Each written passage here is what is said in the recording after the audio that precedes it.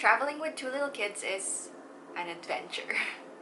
We just got back from our summer holiday, and while it was full of fun, it definitely came with its challenges. So in today's video, I'm sharing the real moments, the things I wish I knew while traveling with a baby and a toddler, and the little lessons I'll take into our next trip.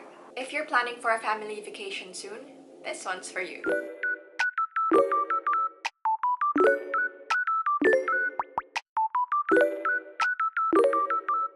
So I'm going to divide this video into different sections. I'm going to start with things that surprised me the most, and then I'm going to talk about our packing, and then I'm also going to talk about our routines, the food situation as well, and the things that went well and didn't go so well, and the things that I would do differently or my tips for other moms.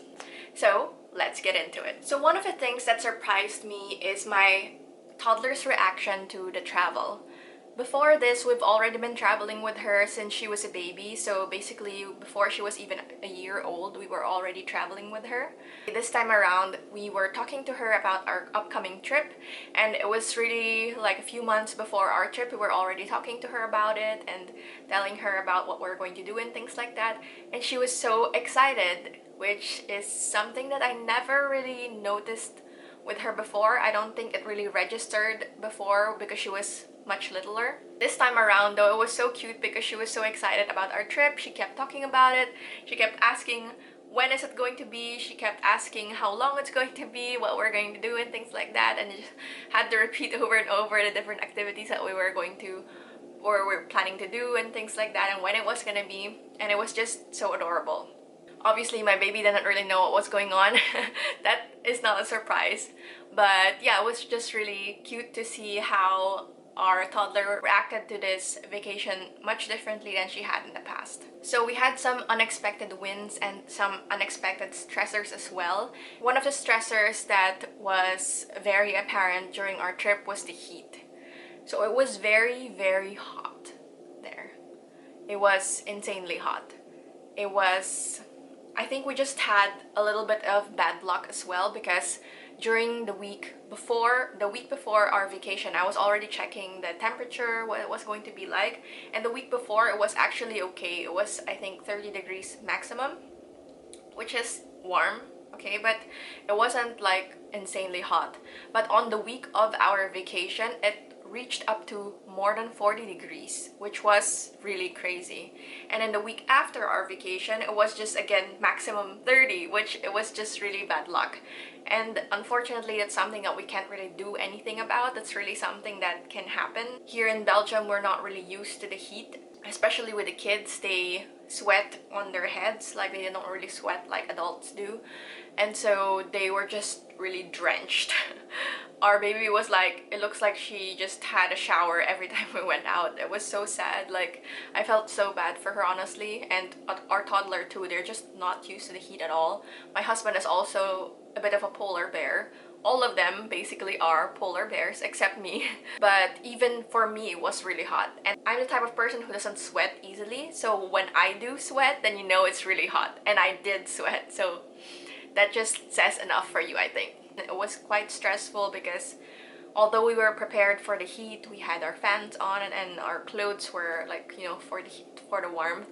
It was just different when you're coming from a 25-degree weather to going to a 35-degree weather. Was just a bit abrupt, and I think it just affected everyone's mood. Everyone was a bit cranky, everyone was a bit annoyed at how hot it was, and you're just like getting on each other's nerves more easily. The kids are just like whiny and not feeling great in general. But after the first 2 days, I think on the third day or so, it was already getting better. I felt like we were all slowly adjusting to the warmth, and our bodies were all adjusting to how hot it was. And although it was still very hot, it was getting more manageable for us because our bodies were just, you know, getting adjusted. Another unexpected stressor that we had was the sleep.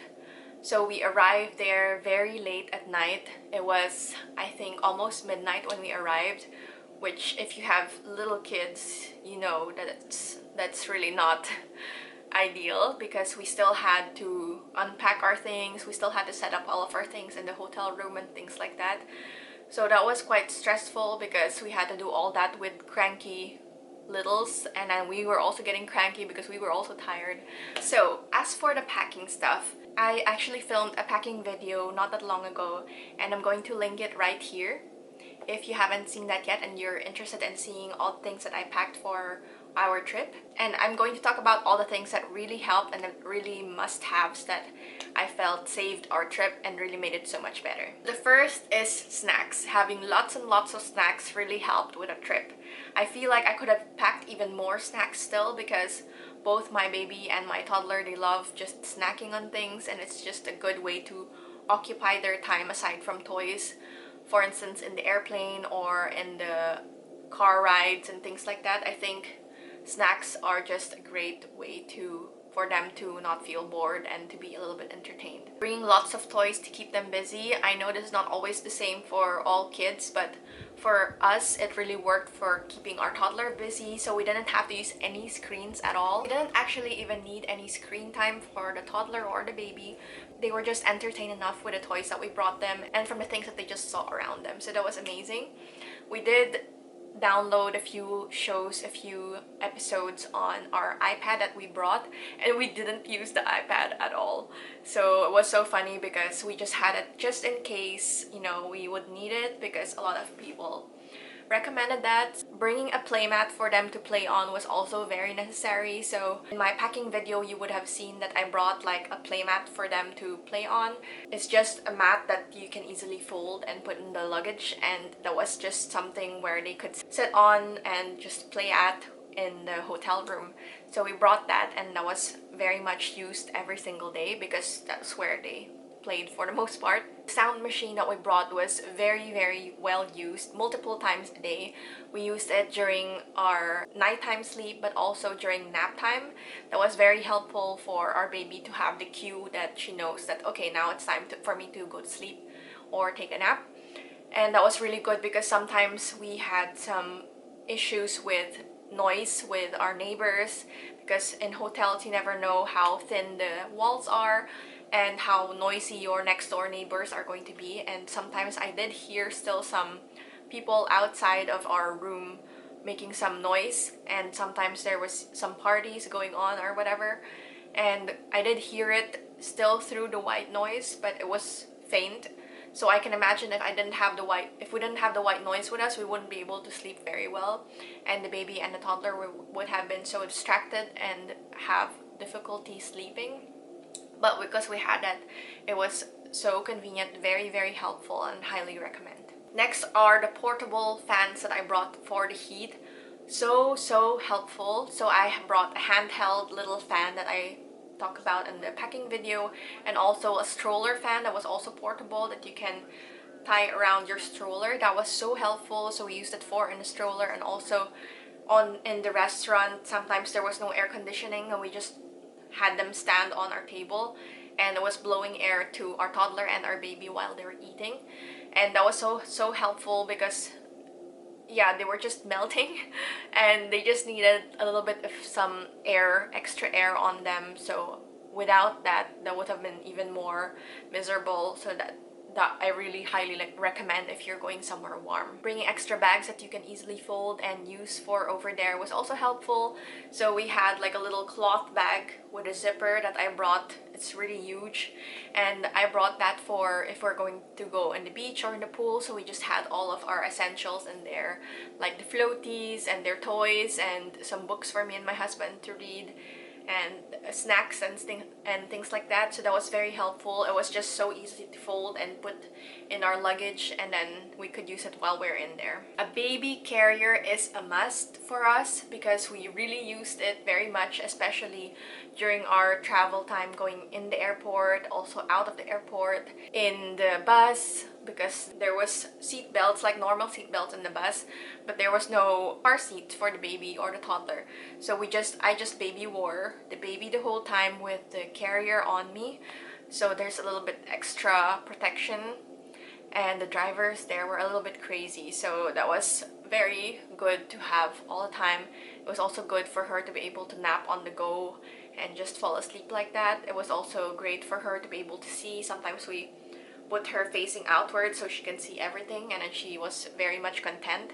And then we also brought our travel stroller, which was obviously very helpful as well for naps on the go. That was amazing. And then actually for in the airport, our toddler was using the travel stroller and our baby was in the carrier. So that was helpful because there were times when our toddler didn't really want to walk. And this is the girl who always wants to walk. Usually when we're here at home, she's just like, I just want to walk. I want to be able to walk around. But during our trip, for some reason, she didn't want to walk and she just wanted to be in a stroller. So it was helpful to have the carrier with us to put the baby in, and she could go in the stroller. Our daily routine while traveling was very different from our daily routine at home. We tried to make it as similar as possible, obviously, because children thrive in routine. We did have a routine while we were on holiday, get ourselves ready at 6:30, and then our baby would wake up at 7, and then I would have to nurse her. And then at around 7:30 she's done, and then the toddler wakes up. And so it was so helpful that we were already changed so that we could help our children afterwards. And then we just went down to the restaurant to have our breakfast.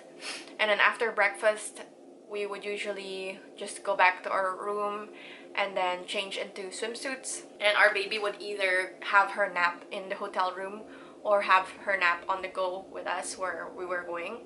And then our toddler would usually have a swim in the pool or in the beach until lunch, and then we had lunch in the restaurant again. After having our food, then we go at the pool or at the beach, and then the baby again goes down for her nap in the afternoon, and then we have our dinner, and then after dinner we just go back to the room and go to sleep. So that's basically how our days looked like. And in the first 2-3 nights, I think only just the first 2 nights actually, the baby wasn't sleeping very well. She cried a few times at night. The very first night actually, we didn't even have a crib. I requested for a crib beforehand, but the hotel somehow didn't set it up in our room, and then they didn't have any cribs on hand when we arrived because we arrived very late. So there was no time and they didn't have any cribs. So the first night was quite really difficult for us because we had to sleep in the big bed with the baby in between us, and she never slept between us. She always slept in her crib. So that was a very big change for her, and I think the only thing that helped her to be able to sleep well was that she was just exhausted. So she woke up a few times. She was actually okay considering, but I wasn't able to sleep very well because we were really like at the sides of the bed, me and my husband, just to make sure that the baby has enough space in between.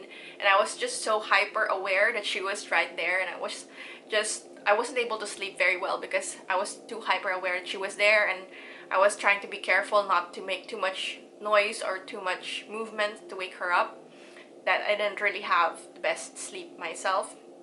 She was actually okay, but the next night we were able to get a crib for her at least.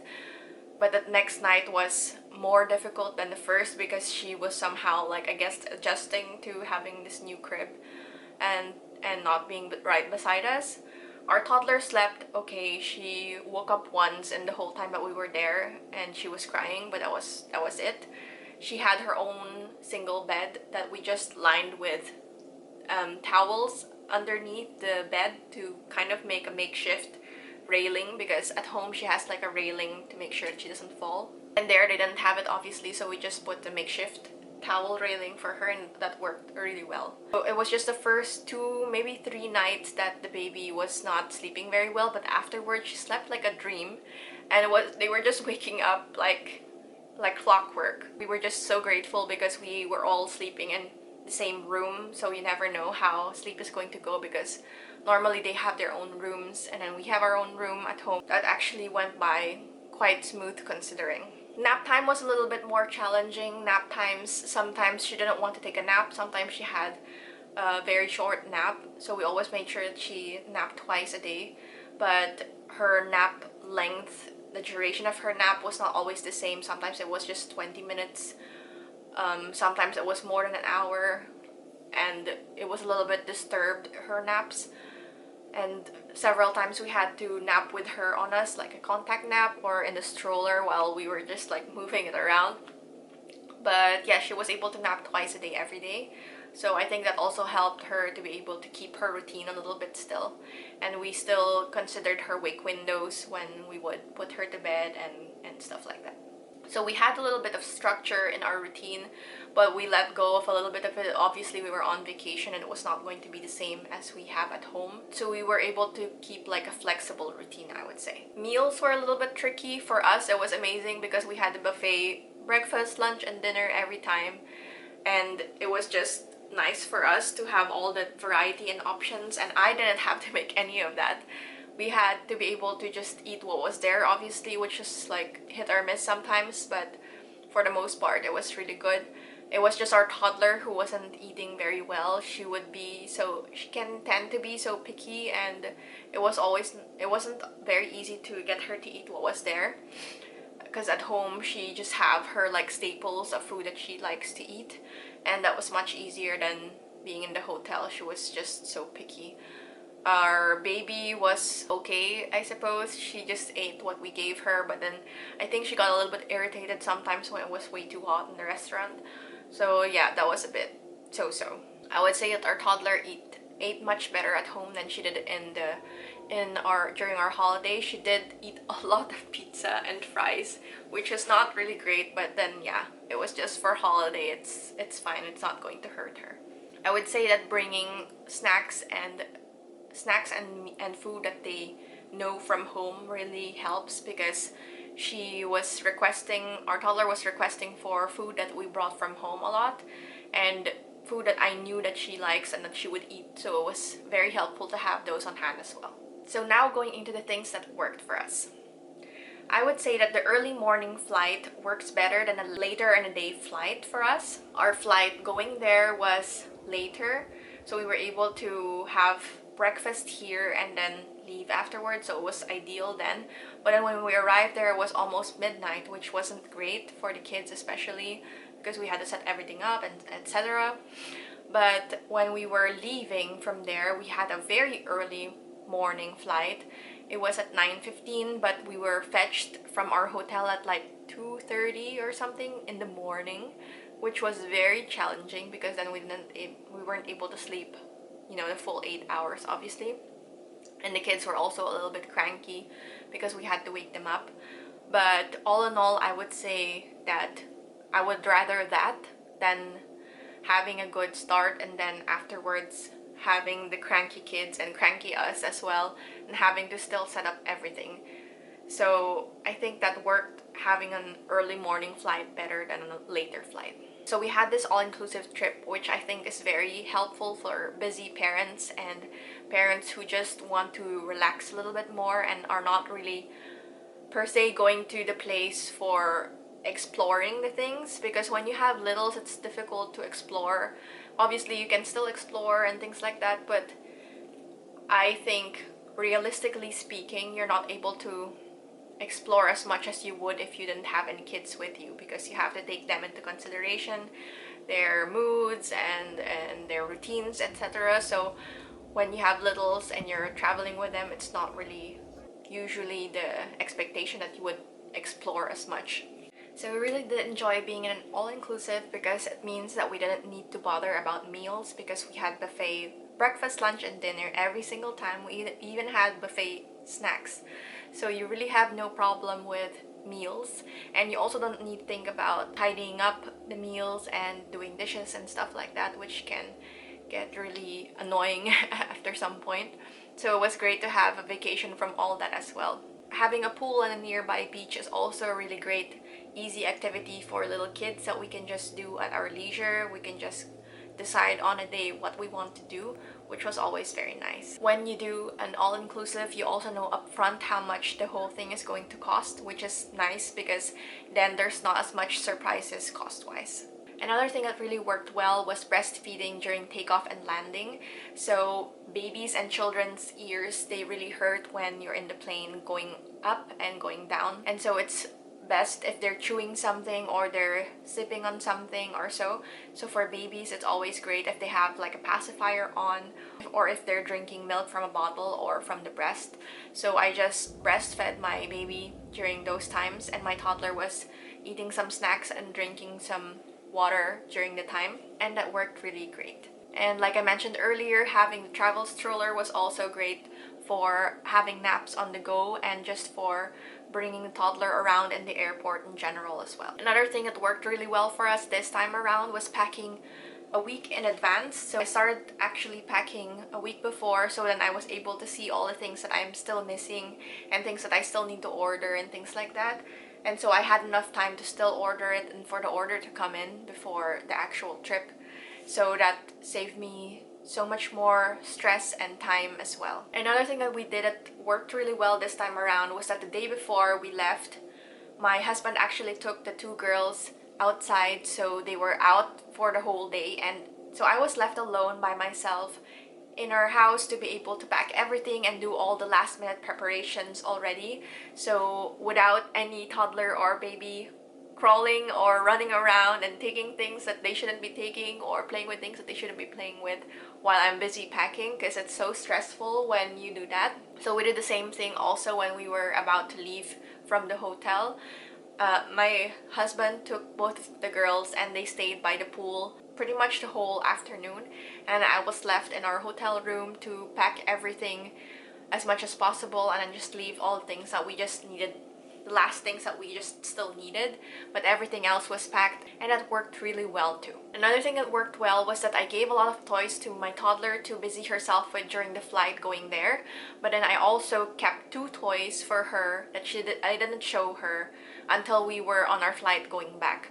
So there were still two toys that she's never seen before, that she was surprised that I had some new ones, and that kept her interest on our flight going back. So it's not like, oh, I've seen this before already, and it just really helps to keep their interest. Before we left, one of the last minute preparations that we did was that we also made sure that all of our laundry was done.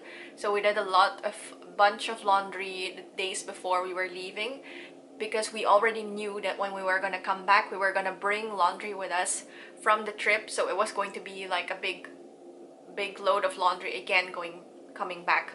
So we made sure that we didn't have any laundry. We folded all of them, so that was all done and we're all ready for the next load for when we come back. Before we left, I also made sure that we had dinner for when we come back. I knew that we were going to arrive in the afternoon and we were going to have dinner here when we arrive. And so I made sure that we had something in the fridge that I could just heat up when we arrived back. And that was very convenient because we were obviously exhausted from the trip coming back. We didn't have to order takeout and spend extra money, because if we didn't have anything planned, then we would have done that, obviously.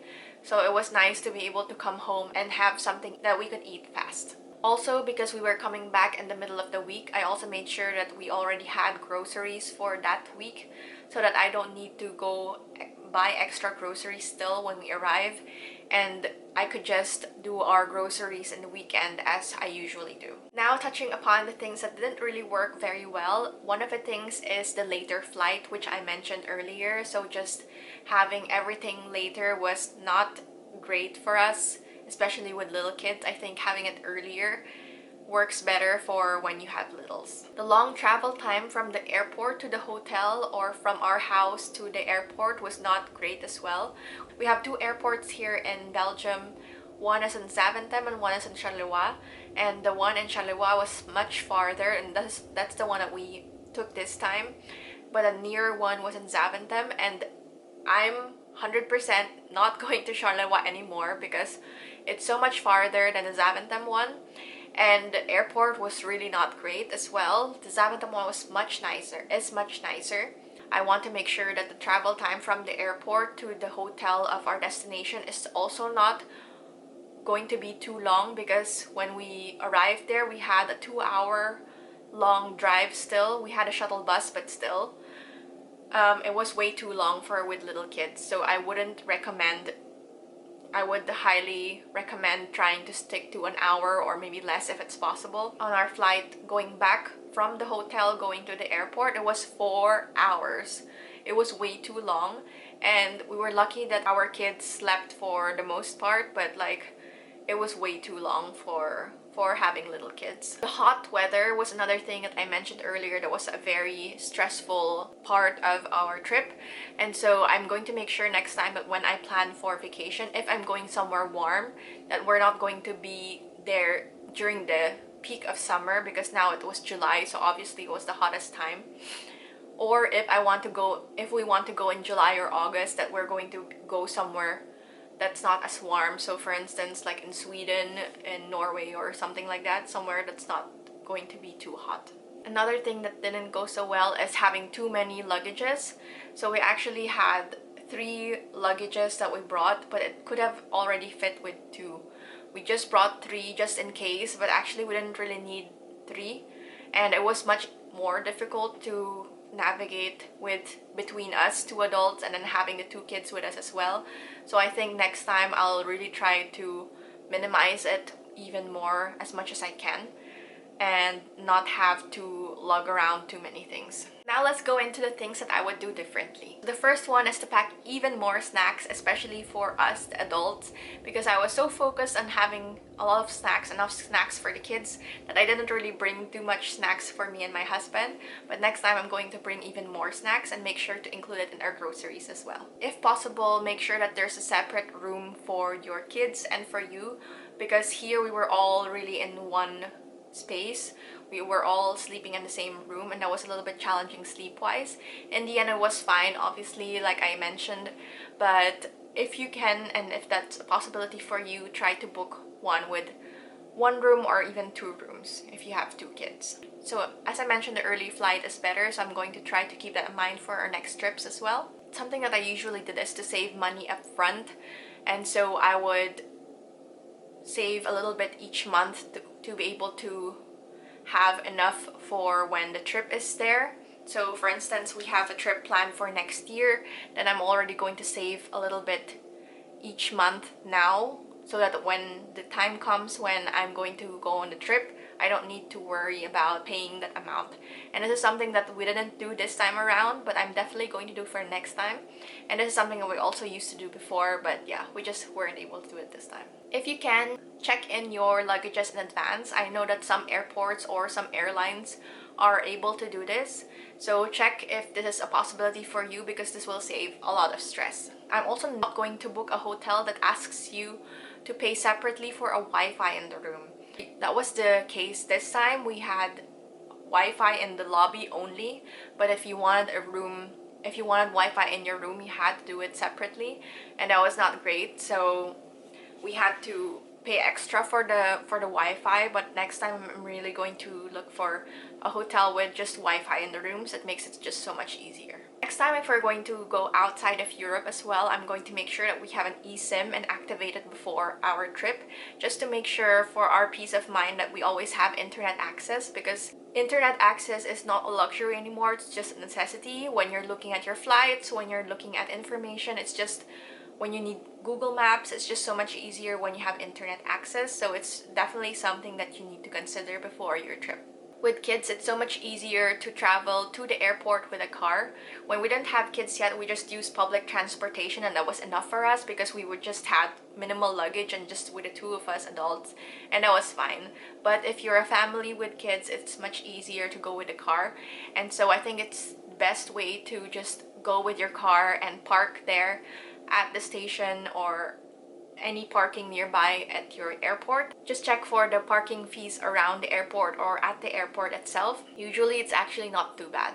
And then this seems to depend on where you're going or where you are living at as well, but check and do your research on which one is more advantageous for you, whether it's more advantageous to exchange your money, if you need to exchange money at your place or at your place of destination. This seems to have a little bit of mixed reviews online when I looked at it, but a lot of people did recommend doing it beforehand as well, because they said it's better to have even just a little bit on your person, that you have the local currency when you arrive there. At the airport is always the most expensive. Exchange a small amount beforehand and then you have it on you, and then you can exchange more there if necessary at your place of destination. Traveling with kids isn't always easy, but it's so worth it. even the messy parts. I hope that these tips have helped you to feel a little bit more prepared and a little bit less alone. If you've traveled with little ones before, I'd love to know your go-to tips and what you wish you knew before your first family trip. Let's help each other out in the comments. And if you enjoyed this video, don't forget to give a like, subscribe, and stick around for more mom life content. I wish you a great rest of the week, and I'll see you next one. Bye!